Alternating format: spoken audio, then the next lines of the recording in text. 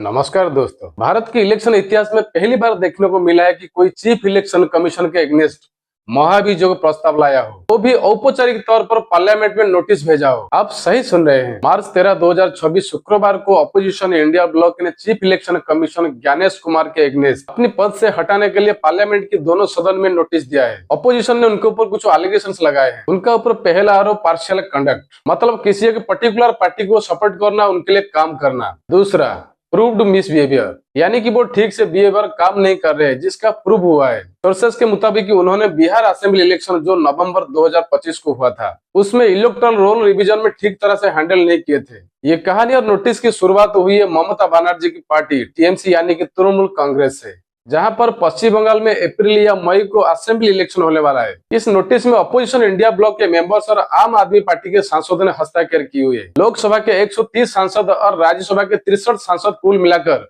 193 सांसदों ने इस नोटिस में हस्ताक्षर की हुई है। नियमों के अनुसार चीफ इलेक्शन कमीशन को बाहर करने के लिए, उनके अगेंस्ट मोशन लाने के लिए एटलीस्ट लोकसभा के 100 सांसद और राज्यसभा के 50 सांसदों की नोटिस में हस्ताक्षर होना जरूरी है, और इस नोटिस में उससे भी ज्यादा सांसदों की हस्ताक्षर हुई है। ज्ञानेश कुमार अप्रैल 2024 में इलेक्शन कमीशन ऑफ इंडिया में ज्वाइन हुए और फरवरी 2025 में वो chief election commission of India बने। अपोजिशन का सीधी एलिगेशन है कि ये बीजेपी के लिए काम कर रहे हैं, पर्टिकुलरली एसआईआर यानी कि स्पेशल इंटेंसिव रिवीजन की इलेक्टोरल रोल को लेकर, जो सेंटर की रूलिंग पार्टी को सीधे तौर पर फायदा देता है। ये मामला तब से शुरू हुआ जब से वेस्ट बंगाल में एसआईआर का काम शुरू हुआ। टीएमसी सुप्रीमो और वेस्ट बंगाल की चीफ मिनिस्टर ममता बनर्जी ने इस एसआईआर को लेकर सवाल उठाई थी। उन्होंने कहा कि इलेक्शन कमीशन ऑफ इंडिया ने एसआईआर के नाम पर वेस्ट बंगाल में सही या जेन्युइन वोटर का नाम को इलेक्टोरल रोल से काट दिया है, और उनकी बात में कितनी सच्चाई है ये इन्वेस्टिगेशन बाद में पता चलेगा। यहाँ पर एक बड़ा सवाल, क्या चीफ इलेक्शन कमीशन को हटाना एक इजी प्रोसेस है? और रियल में इतना आसान नहीं है। अब सोचिए,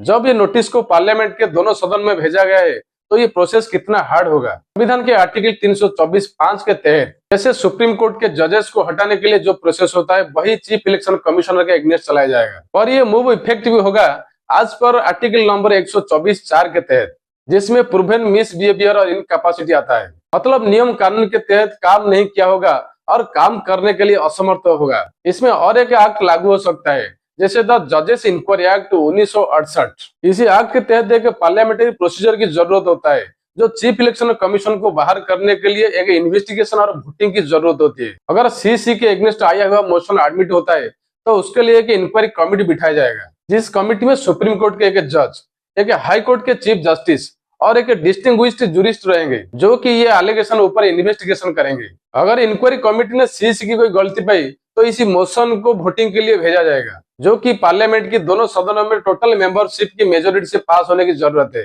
दोनों सदनों में पास होने के बाद इसे राष्ट्रपति के पास भेजा जाएगा। राष्ट्रपति के अप्रूवल के बाद सीसी को बाहर करने के लिए एक फॉर्मल ऑर्डर आएगा। हाल ही में आपने देखा है, फरवरी 10, 2026 को लोकसभा के स्पीकर ओम बिरला के अगेंस्ट एक नो कॉन्फिडेंस मोशन अपोजिशन लाए थे, जो बाद में गिर चुका है। आगे देखना है कि चीफ इलेक्शन कमीशन के अगेंस्ट आया हुआ एलिगेशन सही साबित होता है या झूठ साबित होता है। ये सब एक लंबे प्रोसेस के बाद पता चलेगा। इस पर आपका क्या राय है, कमेंट करके जरूर बताना। जय हिंद, नमस्कार।